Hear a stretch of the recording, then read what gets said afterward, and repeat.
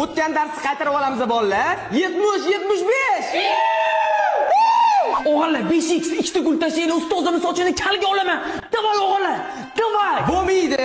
Odamni jalb qila olmayapsan. O'ldirib yuboraman, uni ijod qilib yuboraman. Kesib tashlayman degin. Nimani? Kiyimni.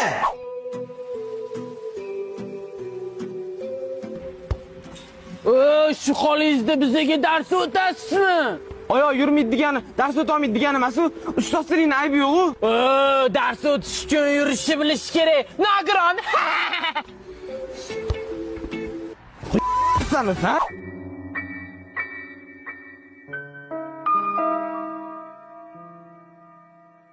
Mendan ber, yaxshilab ber. Ertaga klublarga borsang kim o'rgatgansa sharmanda. Ber, menni ber. Necha? Nima nechi? Ha, yoshingni so'ramayman-ku, ahvating necha?